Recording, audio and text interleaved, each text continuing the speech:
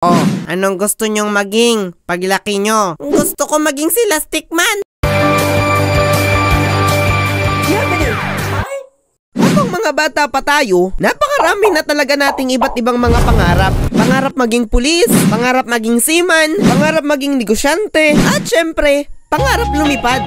Okay, class. Ngayon naman, sasabihin natin kung ano yung mga pangarap nating makamit sa buhay. Ma'am, ako po pangarap ko maging pulis para makatulong sa kapwa. Pangarap ko naman po maging engineer para makatulong sa kapwa. Ako, pangarap ko naman maging negosyante para makatulong sa kapwa. Ikaw, Tony, anong pangarap mo? Pangarap ko maging kapwa para tiba-tiba. Noon din, pangarap ko talaga na mapatigil ang oras. Alam nyo ba yung movie na Click? Ito yung lalaki na merong remote at napapatigil niya yung oras. So nung bata pa ako, tuwang-tuwa ako doon. Ang galing. Gusto ko din magkaroon nun para pwede kong patigilin ang mga tao. Tapos, habang nagkaklase, patitigilin ko ang oras para marami akong time para makapaglaro. Ayos yon. Iniisip ko rin noon na kapag napatigil ko ang oras, gaganti ako dun sa mga nambubuli sa akin. Tapos, habang nakatigil sila, ipapahiya ko sila sa crush nila.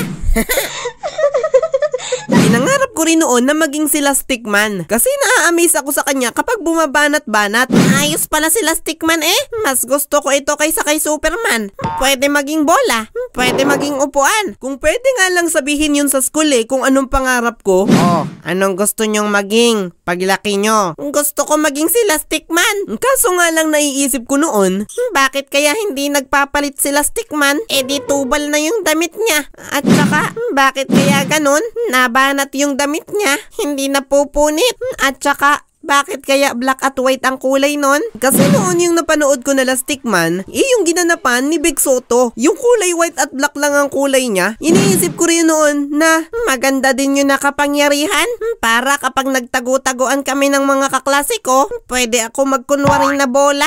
Sana hindi ako masipa. Kaso nga lang masyado siyang obvious. Kasi nga kahit anong pagkukunwari yung gawin mo, mapapansin pa rin yung kulay na black and white na parang matawat sa finish line. Iniisip ko rin noon na paano kapag nagkunwari ako na upuan, tapos inupuan ako, kagaya nung nangyari kay Big Soto. Eh di kawawa naman ako.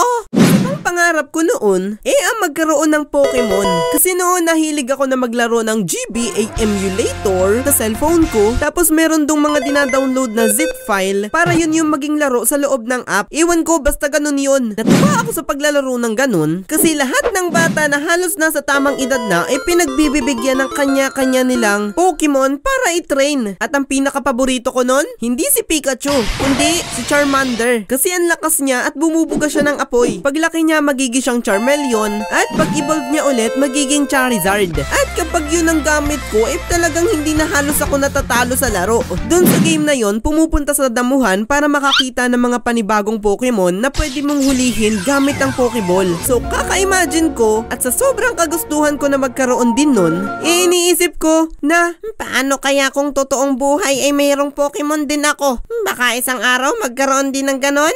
Pupunta ako dito sa damuhan, baka sakaling makahuli ako ng isa. So noon lahat ng hayop ini-imagine ko na merong mga kapangyarihan. Yung isa naming aso, pinangalanan ko ng Growlite. Tapos pumupunta ako sa damuhan, umaasa na may makikitang ibang Pokemon doon, at ilalaban ko si Growlite. Growlite, gamitin mo ang flamethrower!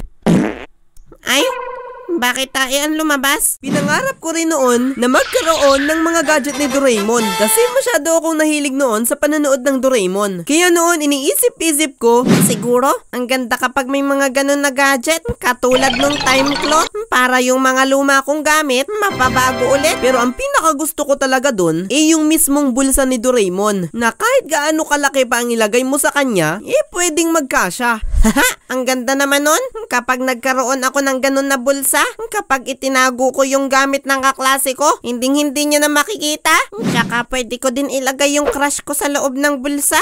Para sa akin na siya. Isa rin sa pinakagusto ko na gamit dun yung tachycopter. Yung ilalagay mo lang siya sa ulo mo tapos makakalipad ka na. At yun naman ang pangarap natin halos lahat, di ba? Nung mga bata tayo, gustong-gusto talaga natin na makalipad. Pag nagkaroon ako nun, kahit hindi ako marunong umakyat, kaya ko nang pitasin yung mga bunga ng prutas. Tapos hindi ko na na kailangan maglakad papuntang school. Lilipad na lang. Isa pa sa pinakapaborito ko doon yung Dokodemo Door. Yung kapag binuksan mo yung pinto, makakarating ka na sa kahit saan mo gusto magpunta. Parang gusto ko magpunta sa Japan. Bibisitahin ko yung bahay ni Nobita. Wala nang passport. Hindi ko na kailangan ang mga eroplano na yan. Ang kailangan ko na lang ay pink na pintuan. Pwede ko rin yun gamitin para makapunta ako sa bahay ni Crush. Magpapaturo ako ng assignment. Tapos yayakagin ako ng mama at papa niya na kumain. Tapos kakain kami ng buong pamilya. Nung bata din ako, pinangarap ko talaga na maging ako yung pinakapogi sa lahat. Kasi noon nagkaroon ako ng crush, tapos parang napupugian siya sa iba, tapos napapangitan siya sa akin. Hindi niya ako pinapansin ah.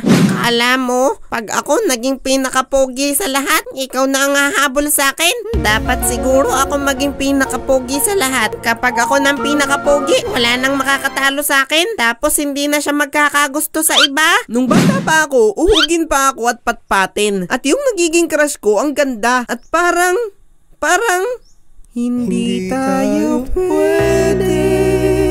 Kaya ang ginagawa ko noon, bumibili ako ng gel para maging okay naman yung hitsura ko. At iniisip ko noon, mas maraming gel, mas pogi. kaya yung isang pack na gel, mayat maya ko siyang nilalagay sa buhok ko. At yung ginagawa kong shape, yung patilos. Kasi yun yung uso noon. Kaya yung buhok ko, sobrang tigas na. At sinasabi ng mga matatanda sa akin, tutoy, kapag nalaglag ang butiki dyan sa buhok mo, ay patay. Sobrang tilos Ako na ang pinakapogi dito sa buong school kasi may gel na ako.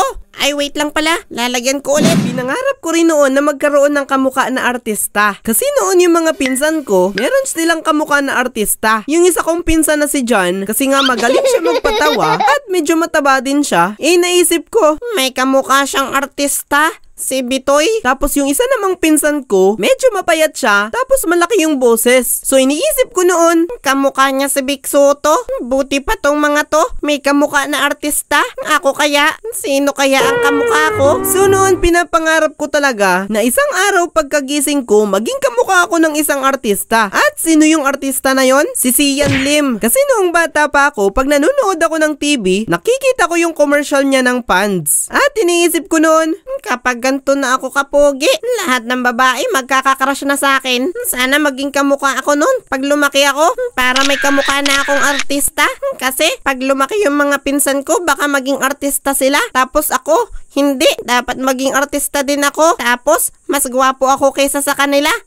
marunong na rin ako na magdasal noon sa bata kong edad, kaya kung ano-ano talaga yung mga pinapanalangin ko. At pinanalangin ko na rin na Sana po, maging kamukha ako ni Sian Lim paglaki ko. hindi ko pa kasi noon alam na kung ano yung itsura mo, dapat ka na dun makontento. Kasi isa pa, may kanya-kanya tayong itsura na binigay ng Diyos sa atin at kailangan natin na ito ipagpasalamat. Kasi sa totoo lang, wala namang pangit o pogi. Mga tao lang ang umeembento kung sino ang pangit at kung sino ang maganda. Pero sa paningin ng Diyos, lahat tayo maganda at pogi. Mga ka-dino? Yay! Meron nga pala akong ipapakilala sa inyo. Yay! Kilala niyo ba si Jesus? Tama! Siya yung namatay sa krus para bayaran yung ating mga kasalanan. At alam mo ba na mahal ka niya? Ang sabi sa Biblia na kanyang mga salita sa John 3:16, sapagkat kayo na lamang ang pag-ibig ng Diyos sa sangkatauhan, kaya ibinigay niya ang kaisa-isa niyang anak upang ang sino mang sumampalataya o maniwala ay hindi mapahamak kundi magkaroon ng buhay na walang hanggan. Mahal na mahal ka daw ng Diyos, kaya ibinigay niya si Jesus para sa'yo. At alam mo ba, sabi sa Bible, kung ipapahayag ng iyong bibig na si Jesus ay Panginoon at buong puso kang sasampalataya na siya'y muling binuhay ng Diyos, maliligtas ka. Kailangan din daw pala na sabihin ng ating bibig na siya ay Panginoon na tagapagligtas natin. Kaya ngayon, mananalangin tayo at susundan mo ko. Pikit lang ikaw. Tapos, sabihin mo kung ano yung sinasabi ko. Handa ka na ba? Simulan na natin. Panginoon, maraming salamat po sa pagkamatay mo sa krus para tubusin ako sa aking mga kasalanan. Patawarin mo po ako sa lahat ng aking mga pagkakasala. Tinatanggap kita, Jesus, sa aking buhay bilang Panginoon ko at tagapagligtas. At isulat mo po ang aking pangalan sa aklat ng buhay. Salamat po, Panginoon, sa pangalan ni Jesus. Amen! Congratulations! Tinanggap mo na si Jesus sa iyong buhay. Palagi ka nang magpe-pray palagi ka nang magsisimba at mahalin at sundin natin si Jesus. Yun lang, babayabadu!